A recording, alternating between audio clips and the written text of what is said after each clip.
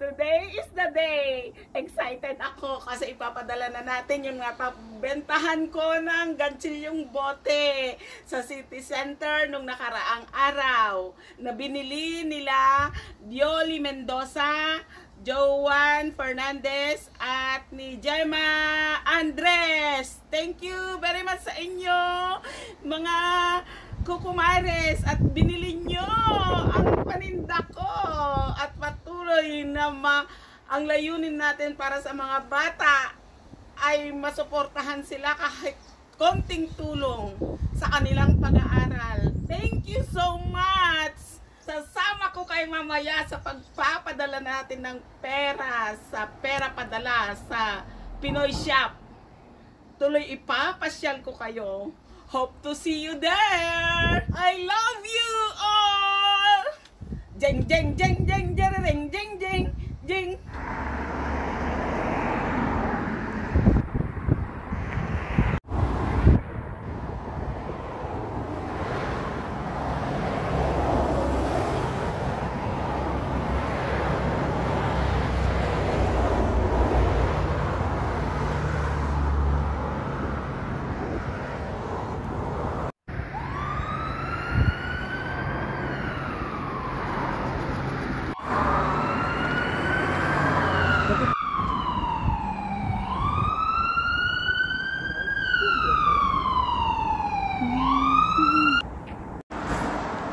Naglagay ako ng mask kaningning kasi bawal pag sumakay ka sa public bus na wala kang takip sa mukha. Pag mumultahin kanila ng 2,500 euros o kaya kulong na 6 na buwan.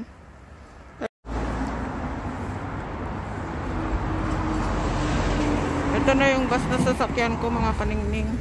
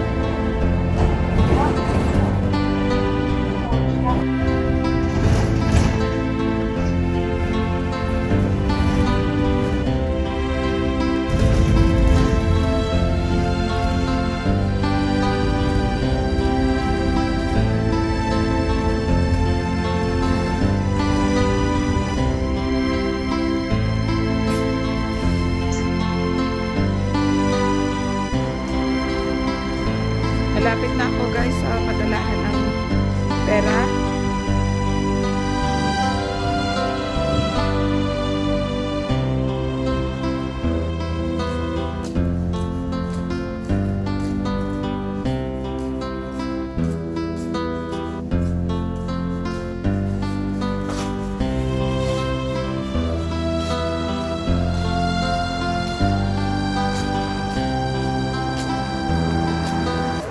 Guys, nandito na ako sa loob ng Pinoy Shop kung saan dito ko ipapadala yung pera na pinagbentahan ko ng mga bote-bote. Ito si Ate Juliet. Siya ang taga-display ng paninda dito, oh. Pinoy Shop ito. Oh. Oo. Ito si Joel, yung manager ng shop. Grabe naman. Oh, ito papadala ko na yung pinagbentahan ko ng bot.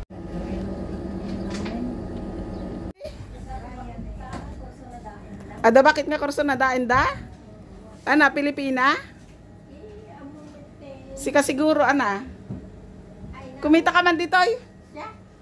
Iba ka, ada bakit nga kurso na dain da? Hoy! Kwento-kwento na ni Manang Juliet, ada ka no bakit nga kurso na dain da? Uy, ada ka no bakit nga ako kurso na dain da? Saan yun eh, oh, busy Pinoy, nagaduti nakapila nga agpadala. Ni, Ay, balasan pila-pila, oh, balasang ka na da ito eh. Ni, Tampang na.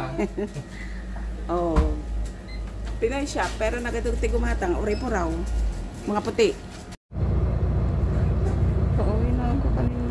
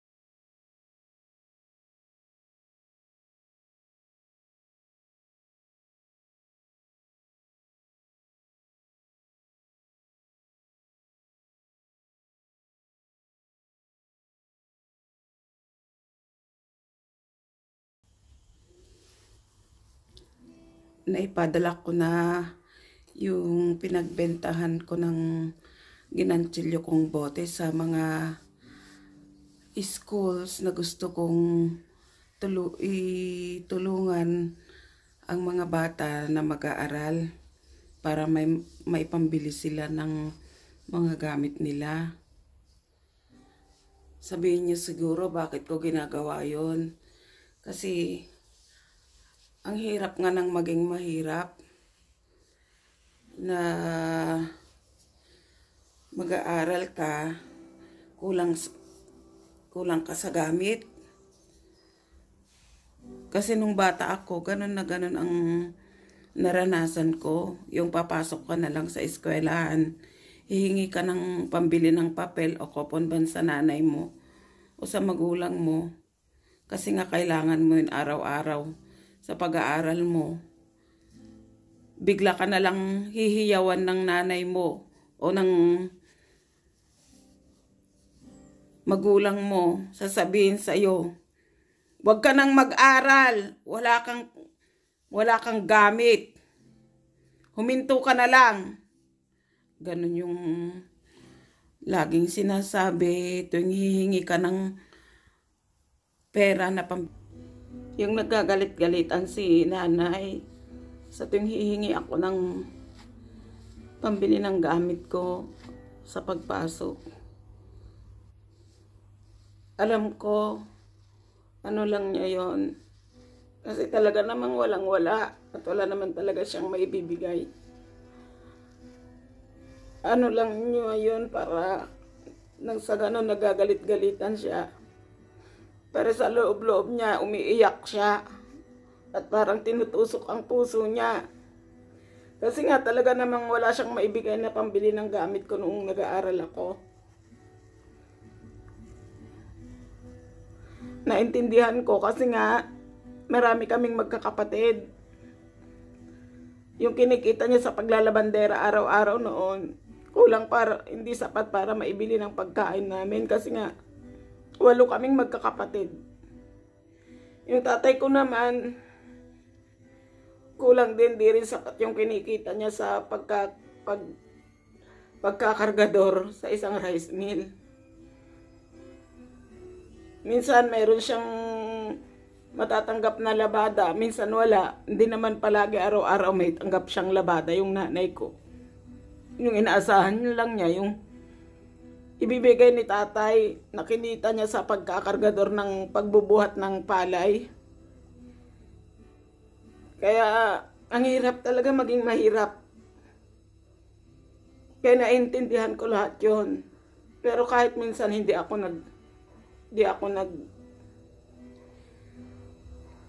nagtanim ng sama ng loob. Kahit minsan ginawa ko lahat ang makakaya ko, kahit sa murang edad ko lang.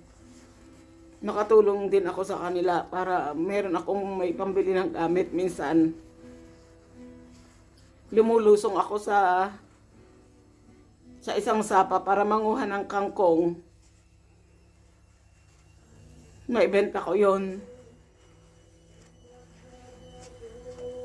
para may pambili ako ng papel. O minsan tumatanggap ako ng mga tinda-tinda. Kumukuha ako ng tinda sa isang mayroong mayaman na nag-aano ng mga ice candy. Umaangkat ako ng mga ice candy para ibenta. Kasi pag nakabenta ako, mayroon akong may pambili ng gamit kahit konti lang. Sana ganun din kayo mga bata. Habang may pagkakataon at may mga pera kayo at pinapag-aral kayong ng mga magulang ninyo, mag-aral kayong mabuti kasi para sa kabutihan din nyo yon. Pagdating ng araw, malaking tulong yung makatapos kayo ng pag-aaral.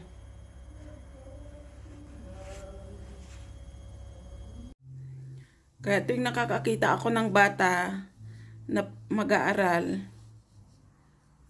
naalala ko yung kabataan ko, yung nag-aaral pa ako.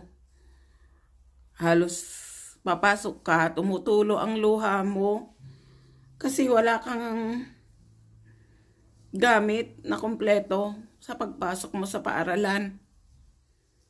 Minsan, kinakapalan na lang yung mukha, hingi ka ng papel sa kaklase mo, sa katabi mo. Tapos minsan, iirapan ka pa ng hinihingaan mo. Kasi nga, lagi ka na lang nanghihingi ng papel, ng coupon ban. Sa tuwing meron kayong test o project na gagawin sa arts, wala kang coupon ban, lilingon-lingon ka sa mga katabi mo at manghihingi. Ang hirap kaya yung ganon, yung kinakapalan mo yung mukha mo, hingi ka ng gamit sa katabi mo na may ano siya, may mga gamit silang kompleto. Siyempre, napakahirap yun, di ba?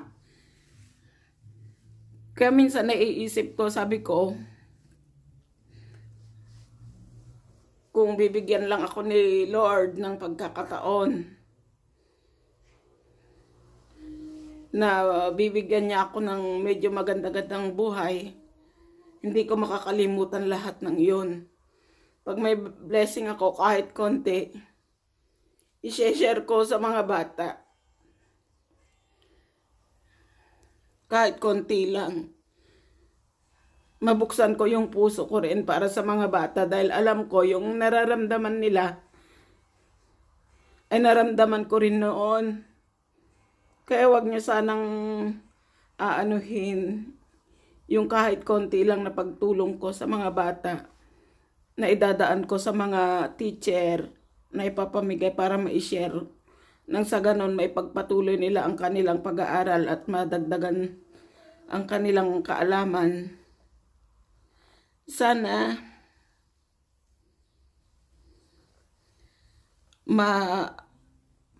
mahaplos din ang puso ninyo na kahit konti na sa pamamagitan ng paggawa ko ng boteng ito at maibenta ko sa mga kaibigan at maisupport sa mga bata ay malaking tulong na para matulungan ko din ang mga bata sa konting paraan. At sana patuloy nyo din akong i-subscribe. Bigyan nyo ako ng puwang sa inyong mga puso. Pagtiyagaan nyo. Tulungan ninyo ako na sana i-subscribe nyo ang aking channel na Ningning ni Neneng para makatulong din ito sa na lumawak ang aking mundo sa larangan ng YouTube para patuloy kong maialay ang konting tulong sa mga gusto kong matulungan. I-like, i-watch, at i-subscribe niyo ang channel ko, Ningning ni Neneng. Maraming salamat at sana gabayan kayo ni Lord sa araw-araw.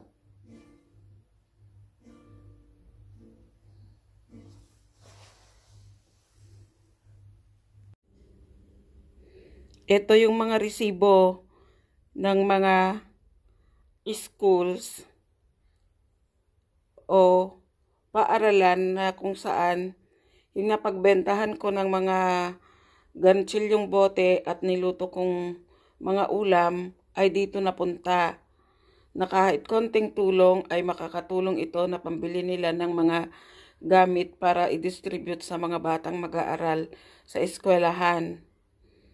Ang resibong ito ay ibibigay ko sa mga guro o sa mga principal para makuha nila itong pinadala kong pinaghati-hati ko na pinagbilhan ko ng ganchilyong bote. Nako, sa konting pagod ko sa paggaganchilyo ng boteng pwedeng pang display ay malaking tulong ang maibibigay ko sa kanila.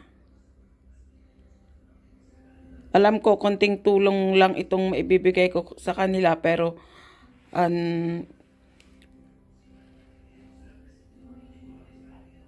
it will help naman para sa mga bata, lalong-lalo na sa mga mag-aaral, sa mga mahihirap na mag-aaral, na mabibigyan ko ng tulong sa pamamagitan ng pagsuportan nyo din sa akin sa pagbili ng mga ginagantsilyo kong mga bote para patuloy kong maibigay at makatulong din sa iba pang mga eskwelahan o sa iba pang mga bata.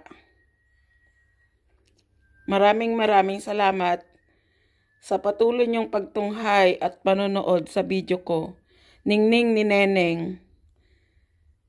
Naway, iingatan tayo ni Father God sa araw-araw sa lahat ng mga hangarin natin sa araw-araw. Thank you so much.